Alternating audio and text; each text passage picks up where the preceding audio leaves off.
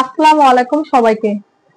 এমএনআই learning একাডেমির পক্ষ থেকে আপনাদের সবাইকে স্বাগতম। আমি আজকে এসএসসি আইসিটি চ্যাপ্টার 3 নিয়ে আপনাদের সাথে আলোচনা করব। চ্যাপ্টার 3 এর মধ্যে রয়েছে সংখ্যা পদ্ধতি। তো সংখ্যা পদ্ধতি করার আগে আমাদেরকে কিছু জিনিস জানতে হবে। প্রথমে জানতে হবে যে সংখ্যাগুলোকে কি 4 ভাগে ভাগ করা যায়। দশমিক সংখ্যা, বাইনারি সংখ্যা, অক্টাল সংখ্যা কি হেক্সাডেসিমাল সংখ্যা। দশমিক সংখ্যা কত? 0 থেকে 9 পর্যন্ত সংখ্যাগুলো হচ্ছে কি দশমিক সংখ্যা। 0 থেকে 0 1 2 3 4 5 6 7 8 9। বাইনারি সংখ্যা হচ্ছে দুইটা, 0 আর 1। বুঝছো, কম্পিউটারের ভাষাগুলো হচ্ছে বাইনারি। কম্পিউটার শুধু কি 0 আর 1 দিয়ে সব কথা বুঝে, এজন্য বাইনারি সংখ্যা হচ্ছে কি 0 আর 1, মানে দুইটা। আর অক্টাল সংখ্যা কত? 0 থেকে 7 পর্যন্ত। আর হেক্সাডেসিমাল সংখ্যা হচ্ছে 0 থেকে 15 পর্যন্ত। কিন্তু হেক্সাডেসিমাল একটু দেখতে হবে, 0 1 2 3 এভাবে কি 9 পর্যন্ত হইয়া 10 10 মানে হচ্ছে হেক্সাডেসিমালে এ, 11 মানে কি বি, 12 মানে সি, 13 মানে ডি, 14 মানে ই, 15 মানে কি এফ।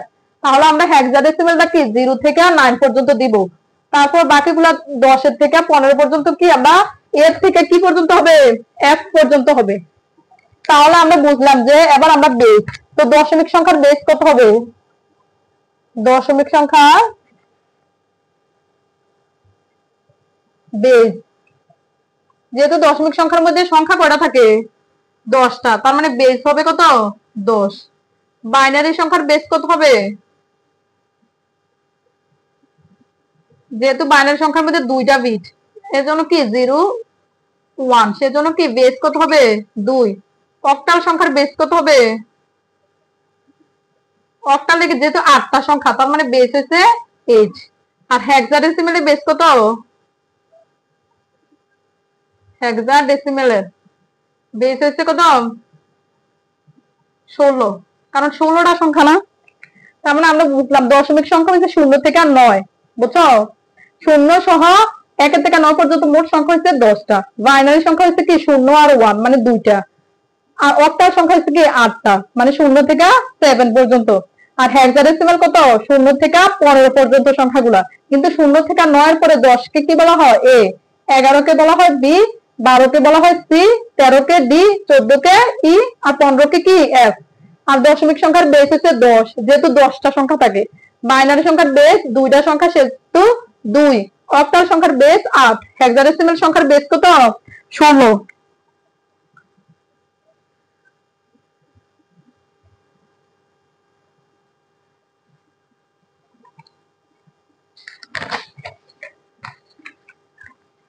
তাহলে আমি আজকের ক্লাসে প্রথমে শিখাবো দশমিক সংখ্যা থেকে যে কোনো সংখ্যা যাওয়ার রূপান্তর। দেখো, দশমিক সংখ্যা থেকে কি যে কোনো সংখ্যাতে যাওয়ার জন্য,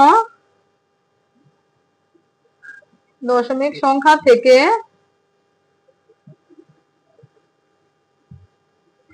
যে কোনো সংখ্যার রূপান্তর,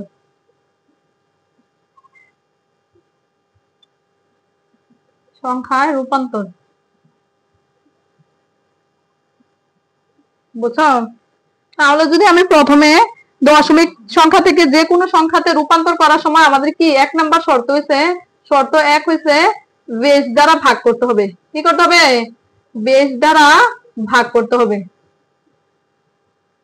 ভাগ করতে হবে, বুঝছো? দশমিক সংখ্যা থেকে যে কোনো সংখ্যা রূপান্তর করার জন্য আমাদের কি বেস দ্বারা ভাগ করতে হবে। তাহলে আমরা যদি যে কোনো একটা সমাধান করি,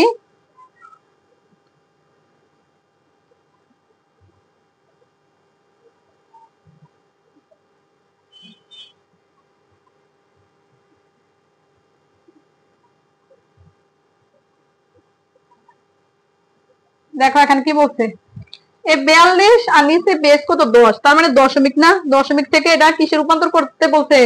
বাইনারিতে রূপান্তর করতে বলছে, বুঝছো? তো যেহেতু বাইনারিতে রূপান্তর করতে বলছে, তাহলে এখানে বেস কত? বাইনারির বেস কত? 2 না। তার মানে আমাদের কি করতে হবে? 2 দিয়া ভাগ করতে হবে। 2 দিয়ে কি করতে হবে? ভাগ করতে হবে। তো 42 কে 2 দ্বারা ভাগ করো, 2 দিয়া। 2 2 4, 2 একে 2 21। আচ্ছা, এবার যদি আমরা 21 রে ভাগ করি, কত 2 দিয়ে, বেস দিয়ে সবসময় ভাগ করতে হবে, সবসময় 2 দিয়ে ভাগ করতে হবে, যেহেতু বাইনারিতে রূপান্তর করতে বলছে, আর বাইনারির বেস হচ্ছে 2, তো 2 একে 2, তার মানে 2 দিয়ে 21 রে ভাগ করলে কত, দেখো আলাদা জায়গায় তোমরা একটু ভাগ করে নিবা। 2 একে 2, আচ্ছা, বা 10 দুগুণে আমরা 20 লিখতে পারি না, 10 দুগুণে 20, তার মানে ভাগফল কত থাকে 1, বুঝছো, 10 দুগুণে 20 আর ভাগফল কত থাকে 1। 2 দিয়ে আবার 10 কে 5 দুগুণে 10, এখানে কোনো ভাগ শেষ থাকে না, ভাগ শেষ না থাকলে এখানে কি হবে, শূন্য। 2 দিয়ে 5 কে ভাগ করলে কত, দেখো 2 দিয়ে যদি আমরা 5 কে ভাগ করি, 2 দুগুণে 4, তার মানে এখানে কত আসবো 1। ভাগফল 2 আর ভাগশেষ কি একটা দাগ দিয়ে বসবা, ভাগশেষ কত 1। এবার 2 দিয়ে যদি 2 কে ভাগ করি 1, আর এখানে কত 2 দিয়ে 2 কে ভাগ করলে ভাগশেষ 0। তারপর যদি 2 দিয়ে যদি আমরা 1 কে ভাগ করি তাহলে হবে 0 আর ভাগশেষ কত 1। 2 দিয়ে দেখো লাস্টের লাইনের মধ্যে যখন 1 আর 0 পাবা তখন 2 দিয়ে আবার ভাগ করলে এটা উল্টাই যাবে, 0 প্রথমে আসবে 1 পরে যাবে। আবারও আমি বলতেছি, যখন ভাগ করতে করতে 1 আর 0 পাবা, বুঝছো, তোমরা ভাগগুলা ক্যালকুলেটরে না করে নিজের একটু খাতায় রাফ করে করবা, তাহলে দেখবা কি ভুল আসবে না। তাহলে 2 দিয়ে যখন আমরা 1 কে ভাগ করব তখন কি এদিক দিয়ে 0 এসে পড়বে, আর একটা কোথায় চলে যাবে, ডান সাইডে চলে যাবে। আশা করি এতটুকু পর্যন্ত বুঝছো। তারপর নিচ থেকে উপর দিকে লিখতে হবে, তো লিখবা সুতরাং 42 দশমিক থেকে কিসে বাইনারিতে নেওয়ার জন্য এই নিচ থেকে লিখবা, নিচ থেকে কত 101, এই 1, তারপর কত 0, তারপরে 10, তারপর 1। আচ্ছা, এখানে যখন 2 দিয়ে 42 ভাগ করছিলাম 21 আর কত আসছিল 0 না, ভাগশেষ, ভাগশেষটা আমার একটু লিখতে মনে নাই, দেখো 101010, ঠিক আছে। তাহলে এটা কি বাইনারিতে রূপান্তর হয়ে গেল। তার মানে আমরা বুঝলাম দশমিক সংখ্যা থেকে যে কোনো সংখ্যায় রূপান্তর মানে কি, আমরা যদি দশমিক থেকে বাইনারিতে রূপান্তর করতে যাই তাহলে কি বাইনারির বেস 2, সেজন্য 2 দিয়ে আমরা কি করছি, ভাগ করছি, বুঝছো। আচ্ছা, এটা যদি বাইনারিতে না করে আমরা এখন দেখো যদি বলে অক্টালে রূপান্তর করুন, কিসে রূপান্তর করো, অক্টালে, যেমন করে অক্টালে রূপান্তর করতে বলবো, তাহলে আবার অক্টালের বেস কত 8 না, তার মানে আমরা কি দিয়ে ভাগ করব, 8 দিয়ে ভাগ করব, 8 দিয়ে ভাগ করো, 8 এর নামটা 42 পর্যন্ত, 8 দুগুণে 16, 3 আর 24, 4 আর 32, 5 আর 40, তো 5 না, দেখো 8 দিয়ে আলাদা জায়গায় একটু রাফ করবা, 5 আর কত 40, ঠিক আছে। তো আমরা যদি এখানে ভাগশেষ কত থাকে 2 না, তো ভাগশেষ এই সাইডে লিখবা, প্রথমে ভাগফল একটা দাগ দিয়ে তারপর কি ভাগশেষ। এবার 8 দিয়ে কি 5 কে ভাগ যায়, যেহেতু ভাগ যায় না, ভাগ না গেলে তোমরা কি এই 2 প্রথমে আসা পড়বো আর 5 কোন সাইডে আসবো, এই সাইডে আসবো, বুঝছো, মানে উল্টাই দিবা, 2টা সামনে নিয়ে আসবা, 5টা কি পরে নিয়ে যাবা, ঠিক আছে।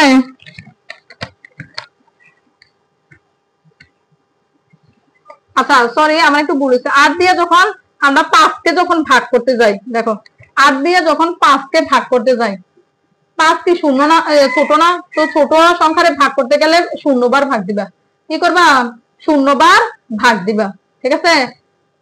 ছোট সংখ্যারে ভাগ করতে গেলে কি করবা 0 বার ভাগ দিবা, হাতে 0, এখানেও 0, এখানেও 0, তাহলে এখানে কত বার হইব 5, তার মানে যখন ছোট সংখ্যা থাকবো তখন কি 0 বার ভাগ দিবা, তো 0 বার ভাগ দিচ্ছি, ভাগফল 0 আর ভাগশেষ কত আসছে 5, বুঝছো। তো এবার আমরা অ্যারো চিহ্ন দিয়া নিচ থেকে উপরের দিকে যাব, তো লিখবা 42 10, এটা থেকে আমরা কিসে রূপান্তর করতেছি, অক্টালে, তো অক্টালের সংখ্যা কত পেলাম 5 আর 2, আর এখানে কি দিয়ে দিবা 8 দিবা বেস, যেহেতু অক্টালে কি 8, তার মানে দেখো দশমিকের 42 অক্টালের জন্য কি 52। আশা করি বুঝছো। আমি আবার একটু বলতেছি, বেস দিয়ে ভাগ করতে, 8 দিয়ে 42 কে 5 আর কত 40, 5 আর 2, 8 দিয়ে 5 কি ছোট, যেহেতু 5 ছোট, ছোট সংখ্যাটা আমরা কি 0 বার ভাগ করবো, ছোট সংখ্যাকে কি বার ভাগ করবো 0 বার, এজন্য 0 লিখছে, আর এদিক দিয়ে কি ভাগশেষ তখন কি থাকে 5 থাকে, বুঝছো। তো আমরা যদি এখন এটারে 42 10 কে আমরা কি হেক্সাডেসিমেলে রূপান্তর করি, কিসে রূপান্তর করলাম হেক্সাডেসিমেলে,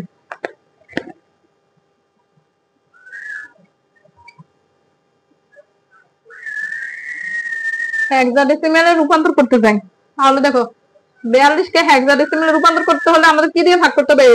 হেক্সাডেসিমেলের বেস হচ্ছে 16, 16 দিয়ে ভাগ করতে হবে। 16 দিয়ে 42 কে ভাগ করো, 16 কে 16, 16 দুগুণে 32, তো বিয়োগ করলে কত? 0 আর 1, তার মানে কত থাকে? ভাগফল 2, দাগ দিয়ে ভাগ শেষ কত? 10। তো এবার দেখো 16 দিয়ে আমরা যদি 2 কে ভাগ করি, 16 দিয়ে কাকে ভাগ করি? 2, 2 কি ছোট না? তো ছোট সংখ্যারে ভাগ করার জন্য আমাদের শূন্য বাদ দিতে হবে। এখানে 0, এখানেও কি 0, তাহলে এখানে কত থাকবে? ভাগশেষ 2, তার মানে 0, তারপর দাগ দিয়ে কি ভাগশেষ, ভাগশেষ কত? 2, বুঝছো? আর এখানে যখন 0 এসে পড়বো তখন আর আমাদের কি ভাগ করার দরকার নাই। তো আবার এরো চিহ্ন দিয়ে দাও, নিচ থেকে উপরের দিকে যাবে, তো লিখবে সুতরাং 42 10 কে দশমিক থেকে আমরা যদি কি হেক্সাডেসিমেলে নেই, তাহলে এটা কত থাকবো? 2, আর 10 মানে ইয়ার মধ্যে কি হেক্সাডেসিমেলে 10 কে কি বলা হয়? এ বলা হয় না? এ। আর এখানে কি দিবা? হেক্সাডেসিমেলের বেস দিবা 16, বুঝছো? 10 এখানে লেখা যাবে না, কারণ 10 মানে কি হেক্সাডেসিমেলে কত? এ। আশা করি এতটুকু পর্যন্ত কি তোমরা বুঝছো। তার মানে আমি এটা কি করলাম? দশমিক থেকে সংখ্যা থেকে কি যে কোনো সংখ্যায় রূপান্তর করলাম। দেখো আমরা এগুলা যা করছি এগুলো সব পূর্ণ সংখ্যা ছিল, এগুলো কি সংখ্যা ছিল? পূর্ণ সংখ্যা ছিল। কিন্তু আমি এখন কি করামো? ভগ্নাংশ সংখ্যাও যদি থাকে, মানে দশমিক সংখ্যাও যদি থাকে, দেখো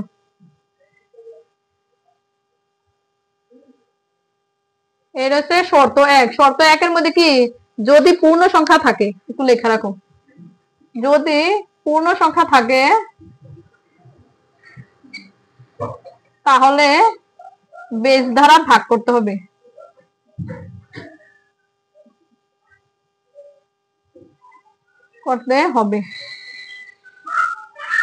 আর যদি দেখো শর্ত 2, পূর্ণ সংখ্যা থাকলো আবার কি দশমিক সংখ্যাও থাকে না, তখন আমাদের কি করতে হবে? দেখো যদি দশমিক সংখ্যা থাকলে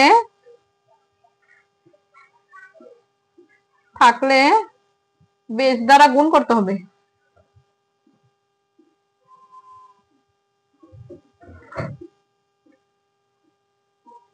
তাহলে আমরা বুঝলাম যদি পূর্ণ সংখ্যা থাকে বেস দ্বারা কি করতে হবে? ভাগ করতে হবে, মানে দশমিক থেকে যে কোনো সংখ্যা রূপান্তর করার জন্য। আর যদি দশমিক সংখ্যা থাকে, দশমিক অথবা কি ভগ্নাংশ সংখ্যা থাকে, তাহলে বেস দ্বারা কি করতে হবে? গুণ করতে হবে। তো আমি যদি যে কোনো একটা অঙ্ক করাই, দেখো এটা থেকে বলছে আমাদের বাইনারিতে রূপান্তর করতে। কিসে রূপান্তর করতে? দশমিক থেকে বাইনারিতে। দেখো এই 52টা হচ্ছে একটা পূর্ণ সংখ্যা, আর দশমিক 37 হচ্ছে কি একটা দশমিক সংখ্যা বা ভগ্নাংশ সংখ্যা। তো আমি 52কে ইজিলি করতে পারবো, একটু আগে শেখানো হয়েছে পূর্ণ সংখ্যাকে বেস দিয়ে ভাগ করতে হবে। তো 2 দিয়ে 52কে ভাগ করলে কত? 2 দুগুণে 4, আর এখানে কত? 12, তার মানে 6 দুগুণে 12। তো আর এখানে কি ভাগশেষ 0 থাকে, ঠিক আছে? 2 দিয়ে 26 ভাগ করলে 13 দুগুণে 26, তো এখানে 0 থাকে ভাগশেষ। 2 দিয়ে 13 রে ভাগ করলে কত? 6 দুগুণে 12, আর ভাগশেষ কত থাকে? 1। 2 দিয়ে 6 কে ভাগ করলে 3 দুগুণে 6, আর এখানে 0 ভাগশেষ। 2 দিয়ে যদি 3 কে ভাগ করি 1, আর ভাগশেষে কত থাকে? 1। 2 দিয়ে 1 কে ভাগ করলে কি 0, আর কি থাকবে? 1, ঠিক আছে? আর আমরা এখন কি করব? দশমিক সংখ্যারে কি করব?